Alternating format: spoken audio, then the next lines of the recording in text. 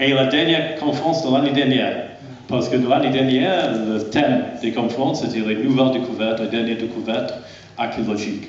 Et malheureusement, Benjamin était malade le jour de sa conférence, et donc il est venu aujourd'hui pour faire cette conférence. Et donc c'est effectivement la dernière conférence de l'année dernière. Mais la prochaine conférence, et vous avez vu peut-être la nouvelle plaquette du musée qui annonce cette conférence, est en décembre, 14 décembre, et c'est le début d'une nouvelle série de conférences avec le titre « Histoire et mémoire de grands sites archéologiques ».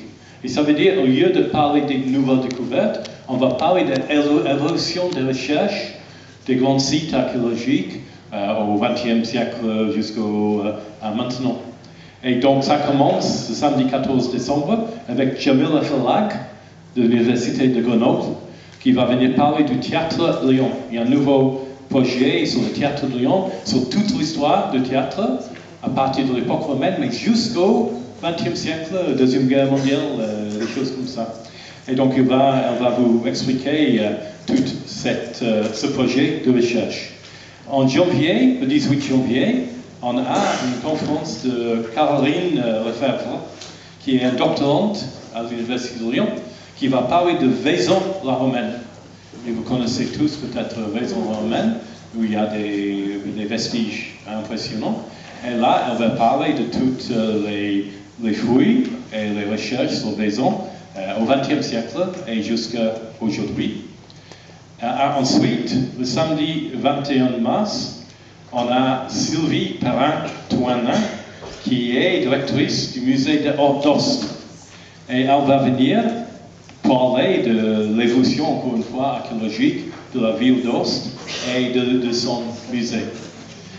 Mais il y a aussi des conférences proposées par les amis de Vienne, donc je vais passer à Roger. Oui, bonjour. Avant la conférence du 14 décembre, vous avez le samedi 7 décembre, donc le premier samedi de décembre, à 15h30, fait par Georges Mazouliès, ici présent. D'ailleurs, chaque fois qu'on annonce la conférence, il est au premier rang, là.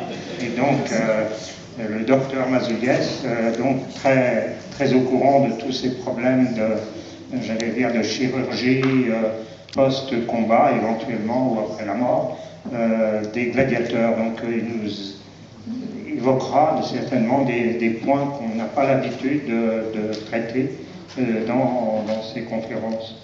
Donc, le samedi 7 décembre, la médecine gladiatorienne.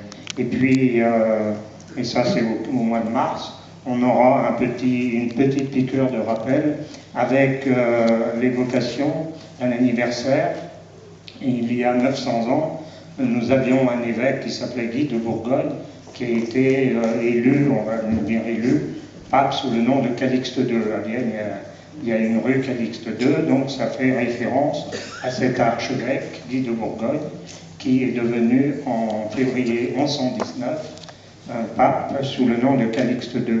Donc là, c'est un membre de l'Académie delphinale, M. Gilles-Marie Moreau, qui viendra nous parler il a écrit d'ailleurs un ouvrage récemment, qui viendra nous parler de la personnalité politique et spirituelle, enfin religieuse de ce pape. Parce qu'il a été 30 années évêque à Vienne, mais seulement 4-5 ans, pape.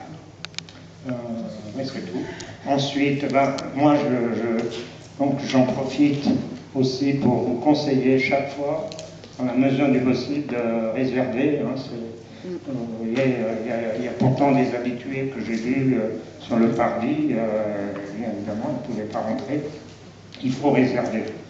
Il faut réserver, surtout quand on a un éminent et un très grand